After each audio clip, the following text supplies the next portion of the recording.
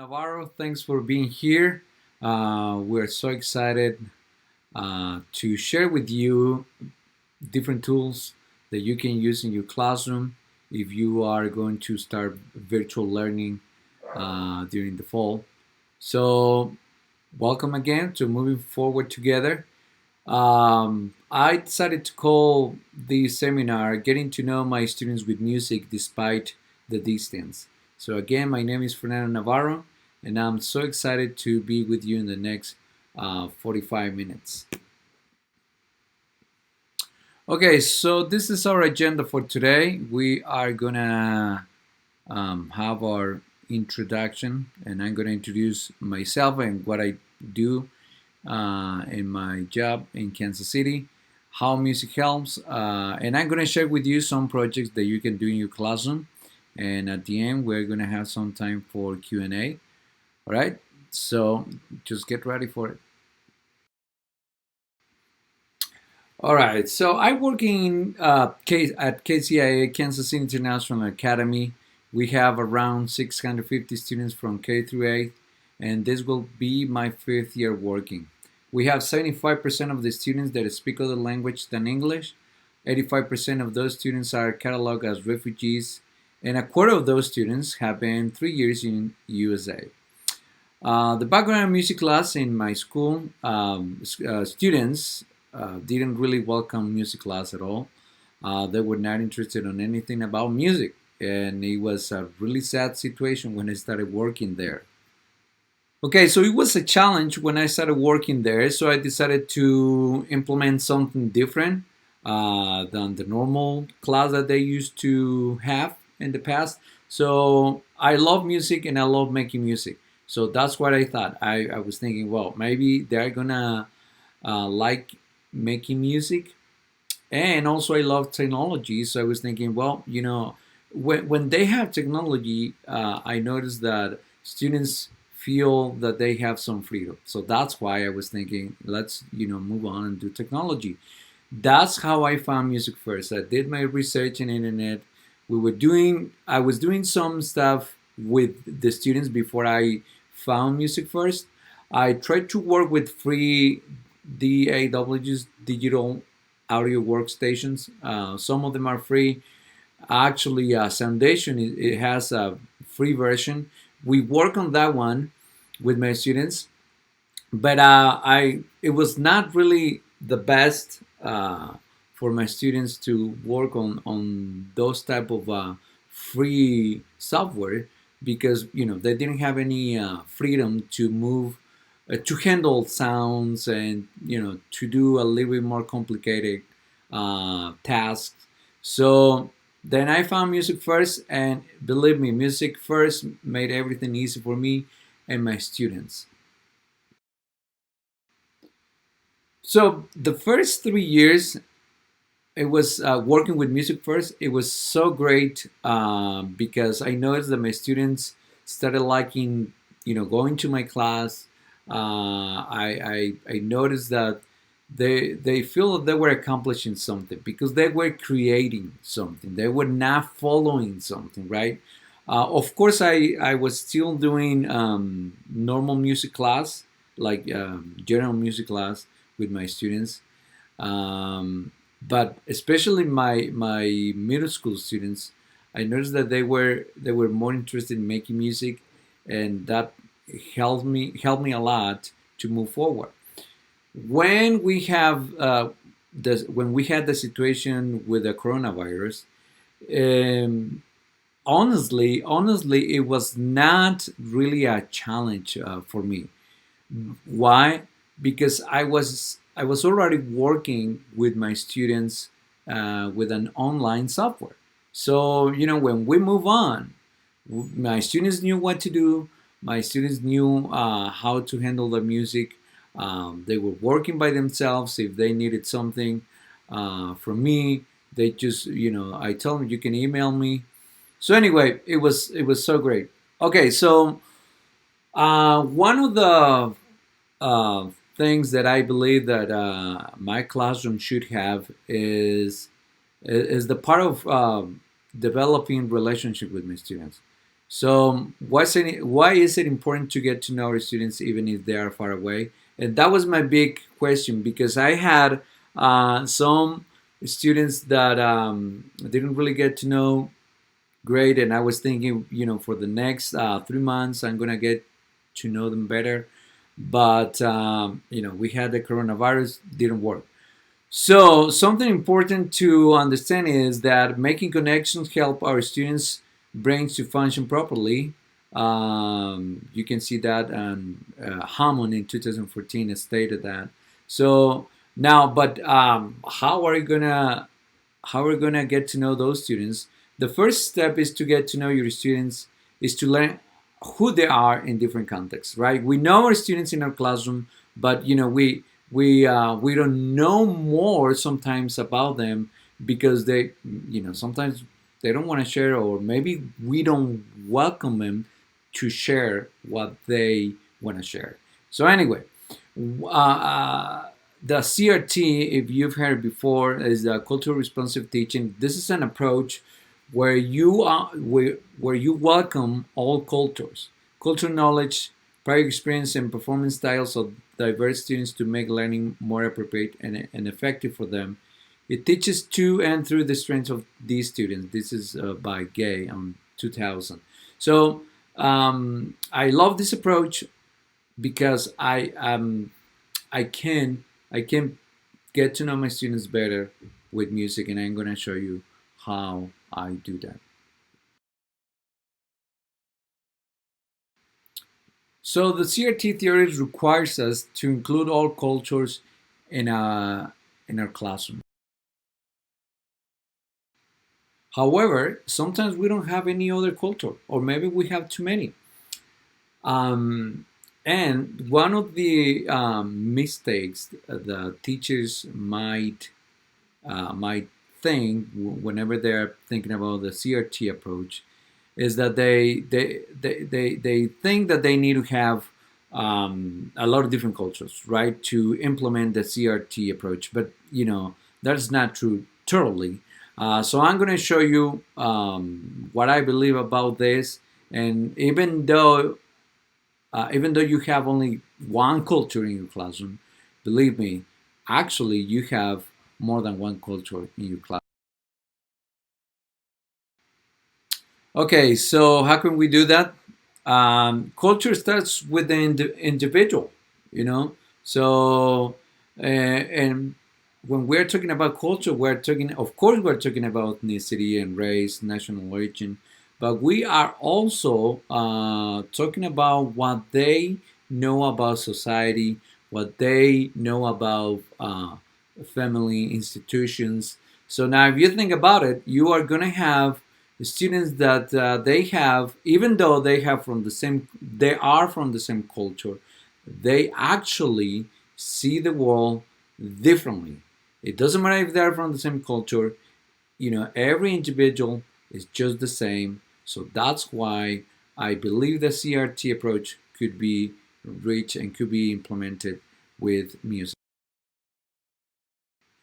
So with the next project that I'm going to share with you, you're going to notice that we can have language in music class, right? So yes, we can have music and language working together. So Patel in 2003 states that language and music share the same structure, especially with syntax and melodic and rhythmic phrases. This leads us to conclude that music is not separated from language. So it's going to be great, the next projects for you to implement in your classroom, because you are going to have a lot of different elements of music, and a lot of different elements and easy elements of language. So I'm going to share with you three projects, three ideas that I've been doing with my students, and they've been working well when we're in our classroom, and when we started working virtually, they were still working greatly. All right, so these are my three different projects. The first one, I call this one Describe Myself with Music. The second one, it is called My Story. And number three, describe myself with visuals and music. Okay, so my first project, describe myself with music. This is the description. So what I do is I use Foundation and Soundtrap. For my advanced students, I use Foundation, um, and for my and well Soundtrap, I work with this one with either advanced or lower level students. So why I do that? Because if you know Soundtrap, or maybe you don't, you can work with, and I'm going to show you an example.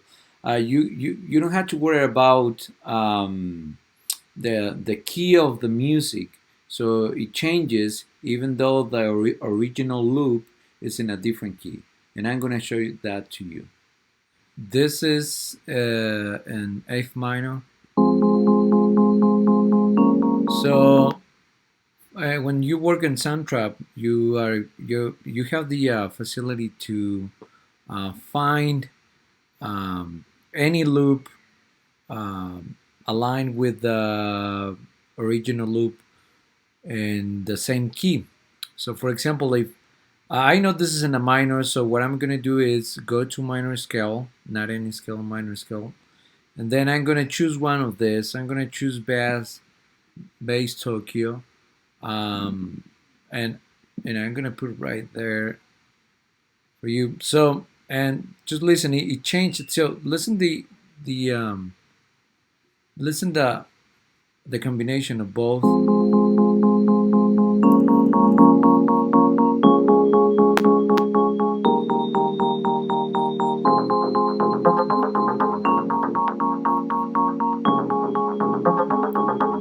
So this one, bass Tokyo, it's in a different key from here. But when I drag and drop it off on my project, it changes the key to the to be the same as the first one.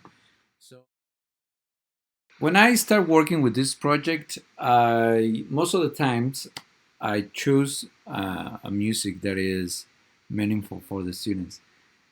For the last 2 years, I've been showing them The Greatest Showman. Why? Because this movie contains stuff that you can use to make students understand and accept themselves and others, even if they look different. Since we have a lot of different cultures in my school, I just want our students to appreciate all different cultures, right? So we have American, we have Hispanic students from different countries, we have students from Africa, from Asia, some European students as well. So I started working with this one. You don't have to do it if you are going to work virtually. You can ask them to watch that one, but sometimes they are going to need to purchase this one. Anyway, but it's just a good idea to have something meaningful for them before they start working, because I wanted to see themselves more than just doing a project. When we are done watching the movie, I let my students share their thoughts, their feelings with the whole class. Of course, not everyone is going to do it. But I let students freely share what they think, and this is really important because you get you start knowing your students better when they express themselves. And again, since this movie is about accepting other people that look different than you, it's going to be great to see what they see and to understand basically their worldview. So my when I do this project, first I ask my students to use loops to describe themselves, and I'm gonna show you what I mean by loops, and maybe you already know. But anyway, I ask them to choose a sound that describes them, describes my students. And it is really interesting to see how my students look at themselves, what they think about themselves. So anyway, first I model how I use these loops for myself, so then I can have some feedback from them. Sometimes they can tell me, no, Mr. Navarro, this is not you. I think you are like this and like that. And, it's a good communication. I learn how they see me. And, so it's pretty good. Of course, you're going to find, the funny ones. But, since if you already developed a relationship with your students, it's gonna be easy to work these type of projects with them. So when I start this project, I start asking them to choose a beat. Okay, so either drums, basically it's always drums, rhythmic pattern. So, and sometimes students choose something slow, something kind of punchy. Sometimes it's fast. It depends on their character actually. So anyway, I'm gonna show you how I do it in a short just example. Okay. So over here you have the different loops, and you have feature beats, drums. Anyway, I told you that I asked him to choose a beat. So what they do is just go to beats, and they have a lot of different beats, right? You can also choose just drums, and also they have a lot of different drums right here. So, and the cool thing about Soundtrap in Music First is that you can listen to the beat. So, and so they're listening. I give them some time to choose that first one, and when they're done, they choose that one. They drag and drop it right there, and that's the most basic, or I would say this is the base for the rest of the project. So that's kind of how I do it, and then I create a whole entire piece of music with them, and then they can see how I'm thinking. So anyway, I'm going to show you an example of one of my students, and I hope you can see his personality. This student is from Somalia. He's been in United States for about 5 years. He ended up being one of my really good students, best students, very good at combining and mixing different sounds and beats. And I'm just gonna play a little bit, not too long. So let's listen to it.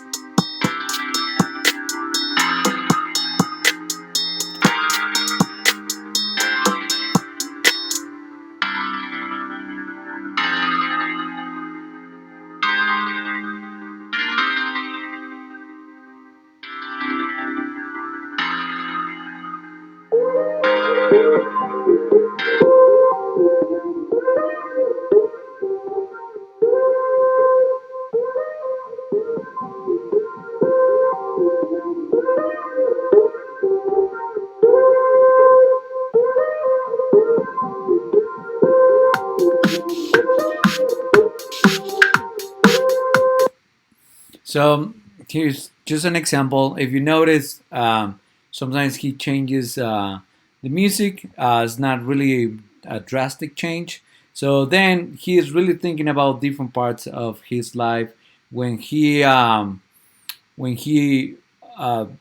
did the presentation of this music in front of the classroom. He explained a little bit what different parts of his piece of music meant.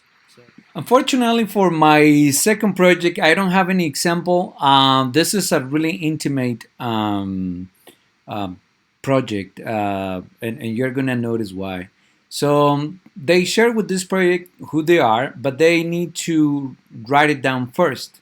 So I ask him that they don't have to share anything that could embarrass them. So it is free. I have some guidelines for them though, but sometimes you're gonna find that they might gonna share something really personal, and so use your wisdom. So, check their writing first, what they are doing, what they are thinking whenever they are doing it, or what they're gonna share. So just be aware that this is a little bit tricky at the beginning, but the students most of the times they don't go that deep. During the last 3 years, I've noticed that some, just few, maybe two of them, went to something deeper, and I actually had to contact the social worker. Anyway, but in a good way, we found out some stuff about this specific student. So we were able to protect this student. Okay, so as I said before, they need to write their story first, and I have some guidelines for them. For example, I ask them to think about paragraphs first, and their first paragraph they need to tell me history of their culture and family. If they want to share how many members in their family. The second one, they need to share with me uh, what makes them unique.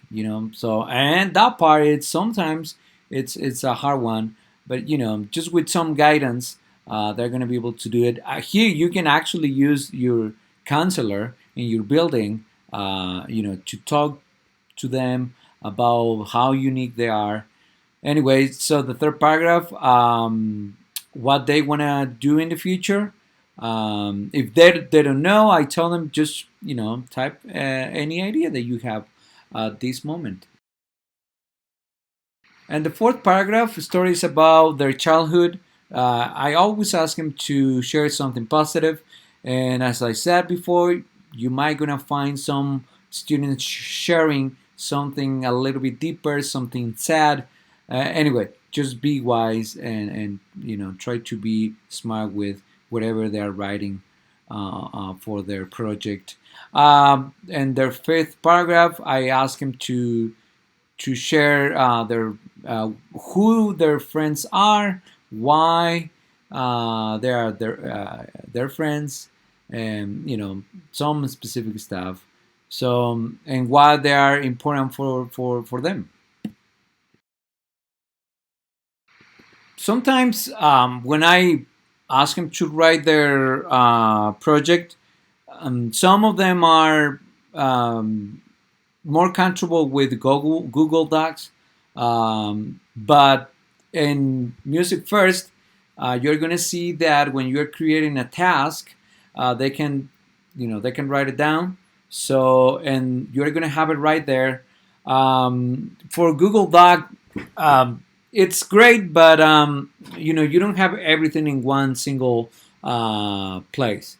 So with Music First, you can have their music there, you can have their writing right there in the same task. You don't have to be moving around. Sometimes I'm okay if they want to do it in Google Docs, but for the beginners, I ask them always to do it on Music First.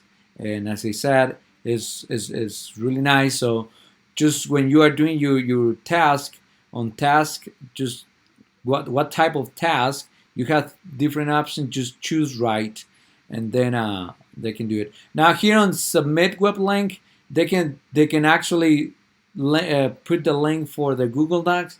But again, as I said before, I like most of the times having everything in one single place. When they're done writing their story, um, I'm gonna ask them to record themselves. So they need to read their story and they need to record themselves on Soundtrap. Again, you can do Soundation or Soundtrap, either way.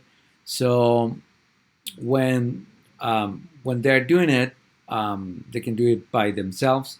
Make sure you have a space for them to record. Like a calm space. Sometimes I have a kind of like a big closet in my classroom, and what I do is every time when we are recording or when somebody's recording, I ask the class just to be quiet through the whole time. Most of the times it takes uh, between 2 and 4 minutes to read their story. If it's really short, it might be only one. And this is really cool because in my school we have a speech class, so they can practice actually that class. So then I work along with the teacher of the speech class, and so this a cross curriculum work, and it's really fun to work with other colleagues. So anyway, so I don't have a special microphone for them. They can do it on their computer. I show them how to record themselves, and then it's just easy for them to do it. So the final step is that they need to compose their background music. Before, I mean, after they are done with the writing, they need to be thinking about their music moving along with their writing. Okay, so they need to, they really need to think about what they want to show with their music. So, and it has to match.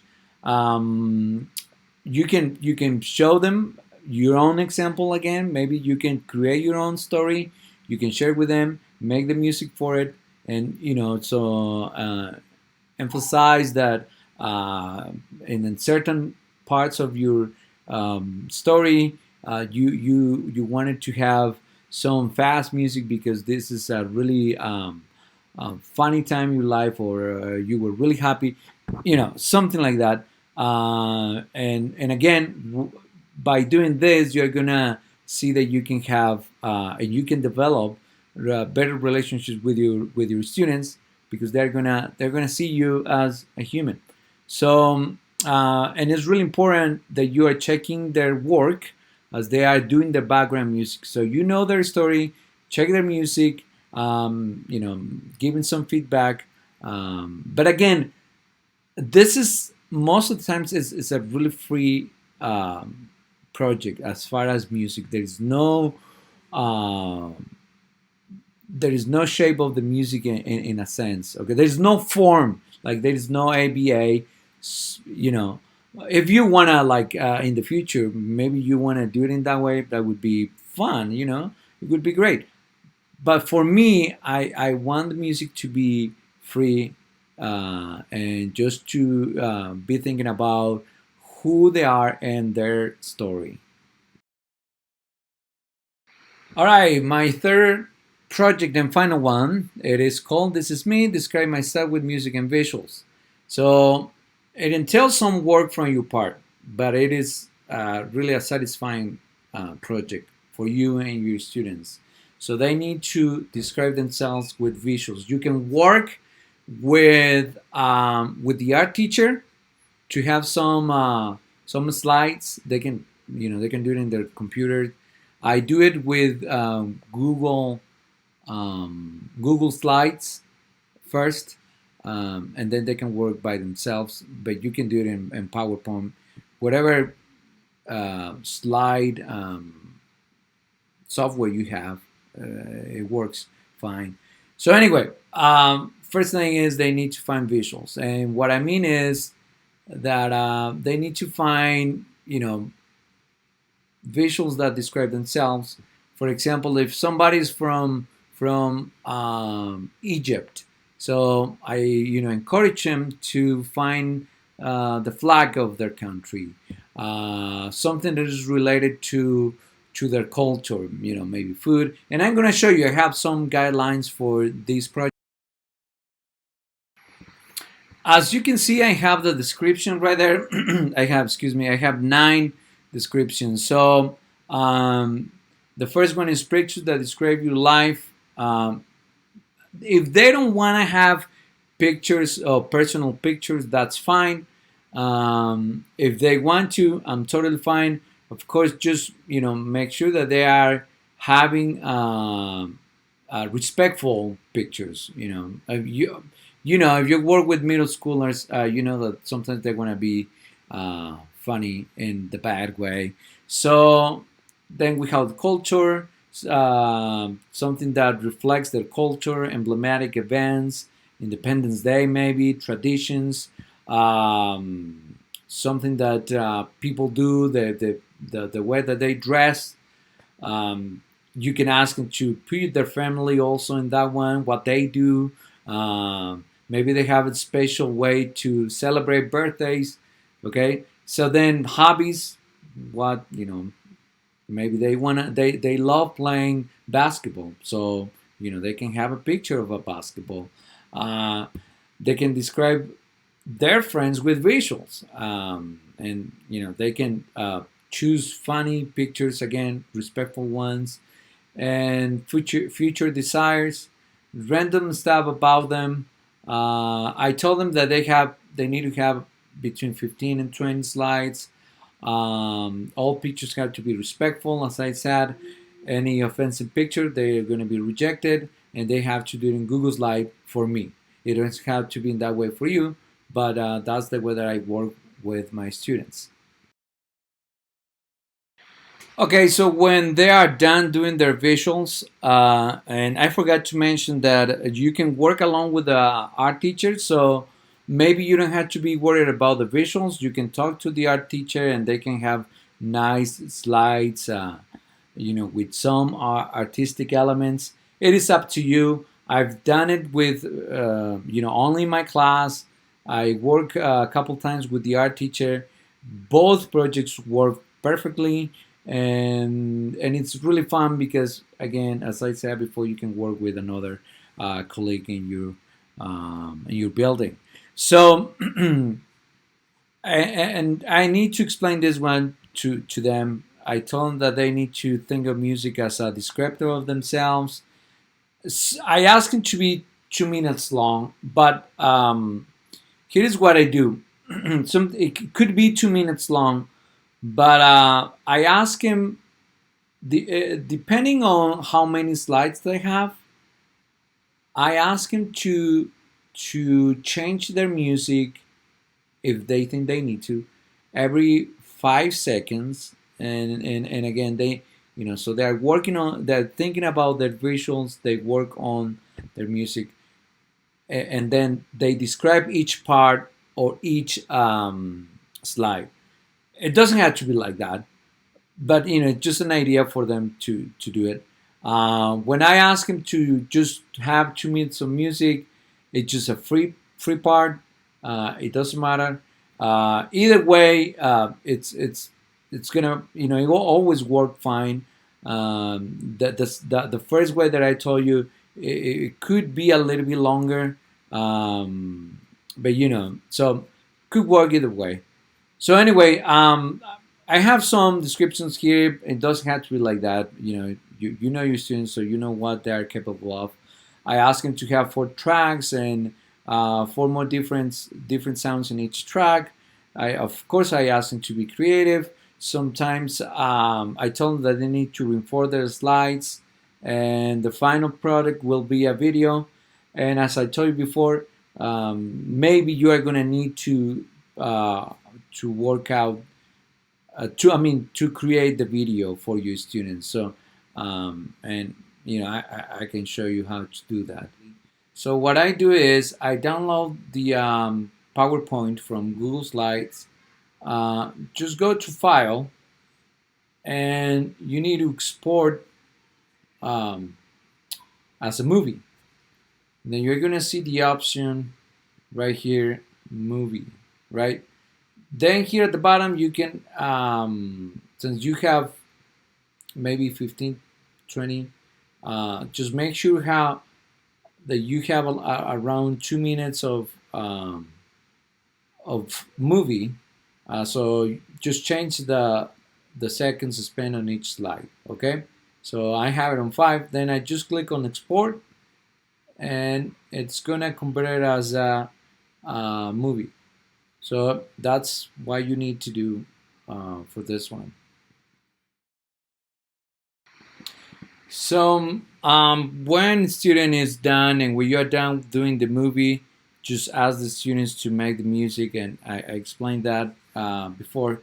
So now, if you think this is too much, you can just project the video and play the music along with it.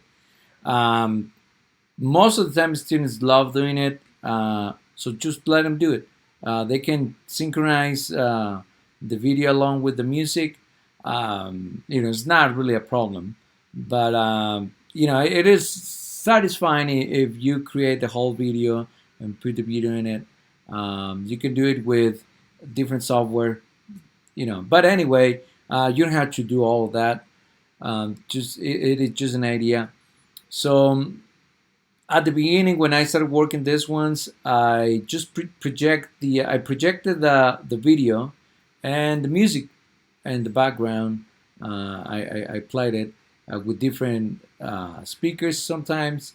So it's not really a lot of work, but the kids, I mean, my students love having those type of recitals. So at the end of each project, I have a recital.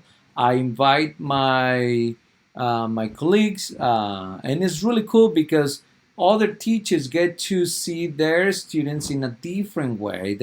They get to learn more about them. They work, and also the students are proud of themselves because they're showing something that they did and they work for a long time. Now, each project might take either between 2 and 3 weeks. So you might gonna have maybe 8 weeks for all these 3 projects. It depends on you. Depends on how long you want to work on those ones, and how specific you want the music to be, or the visuals, or the story. So I can tell you that it is if you think this one as a unit, this is going to be a really long unit, and it's going to work well, and it's going to work perfectly in your virtual class. So I hope these 3 projects help you. I'm going to show you just a few seconds of another student's work for the final one, the 3rd project. This is me describing myself with music and visuals. I have one of my students' work, Laisha Mendoza. I have her permission to show you this work. It's not the whole entire work, but this is just an idea of how the final product sounds and looks like.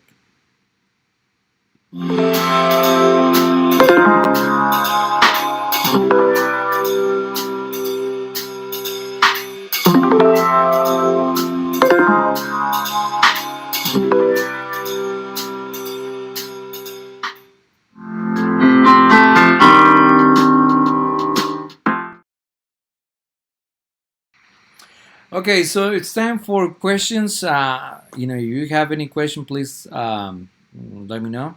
You can just type it and I'll answer it. I think these 3 projects are easy to work with and really easy to work on music first. If you have music first, this is going to be so easy for you. Otherwise, could be really hard to have a nice product. So anyway, if you have questions, please just let me know. And if not, well, thanks for your time. And I hope you can have a nice virtual learning during the fall if you are going to start doing it virtually. If you're not going to do it virtually, I hope all these projects could help you with your classroom. Think about it, and it's been a really great experience working with Music First and showing different cultures in my classroom.